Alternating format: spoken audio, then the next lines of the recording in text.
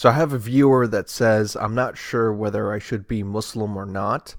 And he said, there's only one Quran verse that stands out to me that I'd like to talk about. But if I talk about it with my Muslim friends, they get angry, especially one person. He reacts angrily. And I just want to say, man, I know the boat that you're in. Um, when I asked Muslims about this particular hadith, which in which Muhammad and his companions they just killed this village or whatever. They just killed this village and they seized um, their women, and the companions felt bad about having sex with them. And he said, "Oh, Muhammad, is it okay that we go into them after their husbands died?" And Muhammad just said yes. And in a nutshell, I was asking about this, and all I could get was it was consensual. And you just have to put your critical thinking skills together that if you just kill their husbands, do they want to have sex right after that? Yeah, of course you'll get that answer from Muslims. It was consensual all the time. But is it really, really consensual when you think about it? Even as a man, someone just kills my wife. I'm not going to want to have sex with a woman right away. It just doesn't make sense. But this Quran verse that you're talking about, 65:4 of the Quran. This is a very popular ayat. I know a lot of you were telling me I don't necessarily think it enables pedophilia, and I don't like to go about it that way. I'd rather like look at the what the Muslims are saying, look at what the Quran is saying, and give the most benefit of the doubt. Right? Let's play the positive assumption game. All right. So I'm going to look at the verse. Let's just read 65:1 to like 65:10 on your own time. But for now, I'm just going to stick with 65:1. O Prophet, when you divorce women, divorce for the commencement of their waiting period and keep count of the waiting period. Right. So this is Surah At-Talaq and 65:4 of the Quran. And those who no longer expect menstruation among your women, if you doubt, then their period is 3 months. And for those who have not menstruated, for those who are pregnant, their term is until they give birth. And whoever fears Allah, He will make for him a matter of ease. Right? So now, what do we do if we're having doubts? What do we do? I look at the tafsir. And if you look at the tafsir of Ibn Kathir, first of all, before I go into tafsir, a Quranist or someone who takes a Quran only, they play the mental gymnastics of saying, oh, it's just if you doubt if they have their period, that's it. Doesn't have an age restriction.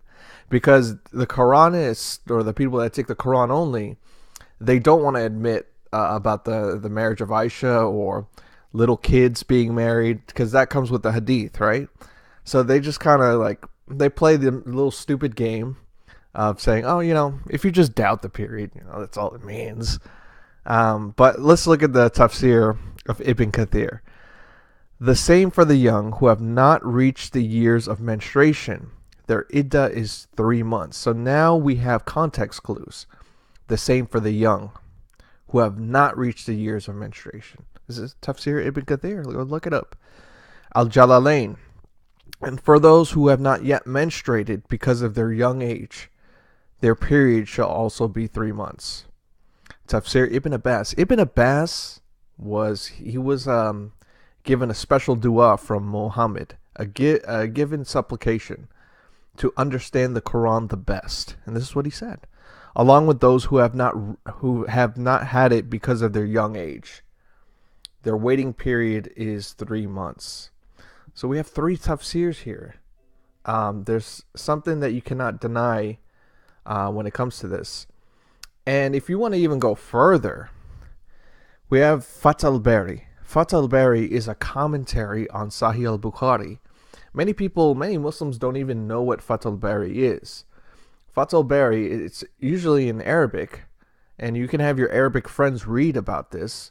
But on this matter, he says all the Muslim schools of jurisprudence unanimously, I can't even say that word, unanimously agree the allowance of the marriage of young girls. even if there were babies in the cradle. I know you're going to say this is complete bullshit, but you have to read it, man. But intercourse cannot occur until the girl can withstand penetration. And after like I saw this when I was Muslim, I was just like Luke Skywalker from Star Wars when Darth Vader told him that he's his father. I was just like, no, that's impossible. No, I was just like, whoa, I couldn't believe it. It's just one of those things, man. I mean, yeah, of course you're gonna have Muslims that have the most positive assumptions, and even if they did about this, they say, well, yeah, okay, you can marry a young girl as young as 6, just like Muhammad did, but you can't do anything with her, you can't have sex with her until she has menstruation. But even if that were the case, let's say if I'm in Louisiana and I have a nice house and I pick up a young girl behind the whole state, closed doors, that would be considered grooming a woman in today's terms. Like a pedophile doesn't just go straight after a young girl. He grooms them. This is a process. It's called grooming. And what they do is that they establish some kind of adult and kid only relationship through time. That's why we don't allow adults to spend time with one kid alone for a long period of time and have them develop all these weird things. If it's not your own children, that's really creepy and really weird. It's a process called grooming. So I'm in Louisiana, I'm in my house. I'm technically married to this young girl. Maybe she's even 14. It's creepy. It's weird. Like you're kind of babying him, and that is what Muhammad unfortunately did. And that's something you have to realize. Like it says clearly in the hadith about Aisha playing with dolls. So this is a grown man observing a young girl playing with the dolls, if you take the hadith, and it's just one of those things. And until she reached 9, he had sex with her. I don't like to, offend Muslims when I say this, but, this is what you have to go through when you're questioning the faith. And it's the same thing, moving on to another subject real quick, because I know it's uncomfortable to talk about. But like 1886 of the Quran, it's just saying, till when he reached the setting place of the sun, he found it setting in a muddy spring. This is talking about Dhul Qarnayn, and found a people thereabout. We said, O Dhul Qarnayn, either punish or show them kindness. So we have a hadith. The deal breaker on the setting in the muddy spring. A lot of Muslims said, no, it just means the sunset. It just means, the sun going around the muddy spring. But the deal breaker here is the hadith from Abu Dawood, 25, hadith number 3991. And I know most Muslims will say it's a weak hadith, or I don't really take it. I was sitting behind the apostle of Allah, who was riding a donkey while the sun was setting. He asked, do you know where it is? I replied, Allah and his apostle know best. He said, it sets in a spring of warm water, the Hamia. And when you look at the Tabari, what he says about this, he says, Hamia means muddy spring. In other words, black clay. So you're taking the literal meaning of muddy spring. And I know Muslims, they have to go around it. Just like 86.5 of the Quran, where sperm, flows, it exits from the backbone and the rib. They have this crazy explanation with prepositions and nouns. No, it means the backbone of the woman and the rib of the man, and they just go around it all the time instead of reading the verse as it is.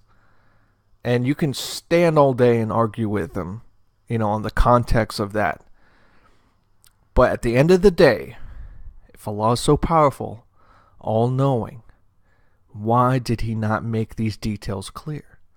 Why didn't he make this clear? Why did he say in Surah Al-Ma'idah, if you ask too many questions, you have disbelieved? It is something that you really have to question with your critical mind and your intellect. It doesn't make you a bad person. And I know the existential crisis that you're going through right now. You're just like, why was I put in the world? It's a beautiful feeling, but at the same time, it feels weird. You feel lost, like, should I be a Muslim or should I not be? It's a beautiful feeling. Savor it, because you'll look back at that time and say, "Whoa, I can't believe I went through that." So I hope this helped, my friend. I just wanted to kind of put this into light for you, and I know it's uncomfortable to talk with Muslims, so that's why I'm here. You can always talk to any ex-Muslim about your affairs.